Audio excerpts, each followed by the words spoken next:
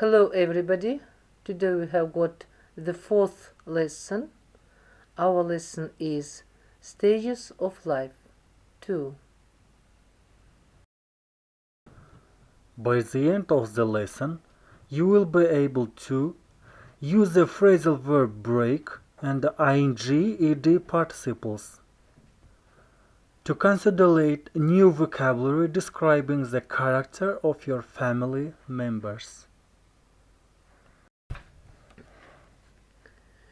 New vocabulary are adjectives. To describe the character of a person, we usually use different adjectives. In exercise 8 on page 99, you have to look up the meaning of the adjectives and choose the correct one. Try to learn all of them by heart. Time for listening.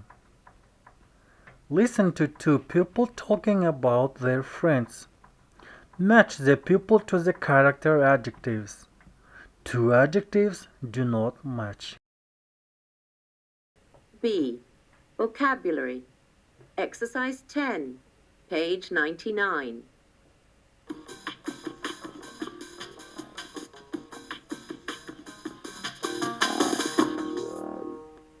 I'm staying at my friend Peter's house this weekend. Peter? Isn't he that boy who goes red when anyone tries to talk to him? Yes, that's him. He's very shy. He's nothing like the rest of his family, though. What are they like then? Well, his oldest brother is called Sam. He's the friendliest of them all. He's really outgoing. Then there's Lily. She's not very polite at all. In fact, she can be fairly rude at times. I didn't know he had a sister. I do know that he's got a brother called Paul. Yes, and I thought he was the responsible one of the family until I saw his room. Then I realized that he was the messy one.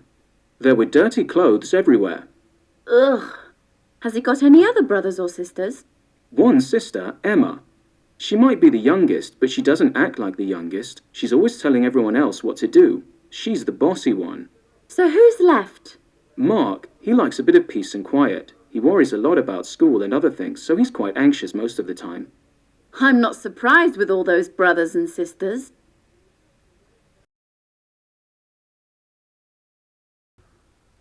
Your home task is exercise 12 on page 99. Choose correct particle. Next video will help you. Good luck. 5 phrasal verbs with break from espressoenglish.net. Today you're going to learn the difference between break in, break out, break down, break up, and break through. Some of these phrasal verbs have multiple meanings. If you want to learn more than 500 phrasal verbs in the context of conversations, join my course, Phrasal Verbs in Conversation. Let's start with break in or break into. When someone enters a house or building illegally, often using force in order to steal something, we say they are breaking in or breaking into the place. For example, having an alarm system discourages people from breaking in. Someone broke into the museum and stole the painting. We can use the noun form, break in, to talk about the event in which someone illegally enters a house or building.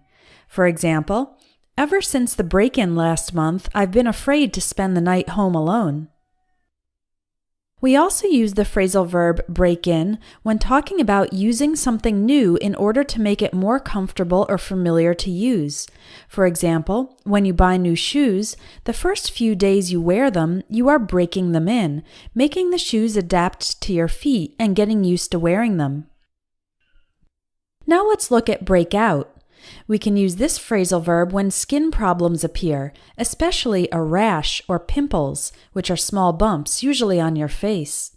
For example, after he touched the poisonous plant, a rash broke out all over his arms.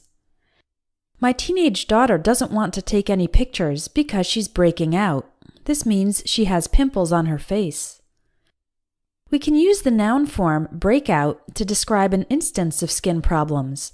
For example, this cream will help clear up breakouts within 24 hours. Break out can also be used when prisoners forcefully escape from a prison. For example, 5 criminals managed to break out, but they were quickly caught by the police. Informally, we also use break out to refer to making something ready and available to use. For example, we won the championship. Let's break out the champagne. This means let's bring the champagne here and get it ready so we can drink it. Break up. This phrasal verb means to separate into pieces, and it is very commonly used when talking about ending a romantic relationship. For example, Sarah felt like her boyfriend never gave her much attention, so she broke up with him. It's surprising that they would break up so suddenly after a 10-year relationship. We can use the noun form break up to describe an instance of separation. For example, he didn't date for a long time after his last breakup. You might also encounter the expression break up a fight, which is when other people stop a fight and separate the people who are fighting. Let's look at break down. We use this phrasal verb when something mechanical stops functioning. For example, our car broke down when we were an hour outside the city. I hope this old elevator doesn't break down. I'd hate to be stuck inside it.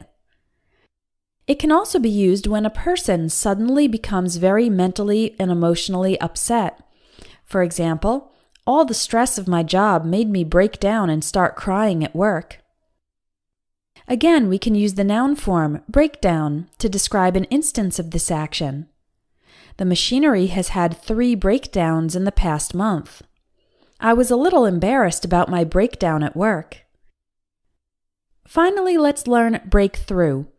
This phrasal verb means to make a sudden advancement in progress, especially getting past an obstacle. For example, my therapist suggested a few ways to break through my depression. After a rainy day, the sun finally broke through the clouds in the afternoon.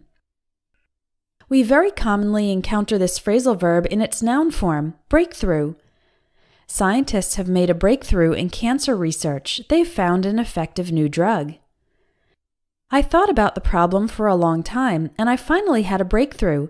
I realized there was nothing I could do to change the situation, so why worry about it? It can be very hard to remember the meanings of phrasal verbs if you just study lists and definitions. That's why in my lessons I always try to give you real examples of the phrasal verbs used in sentences.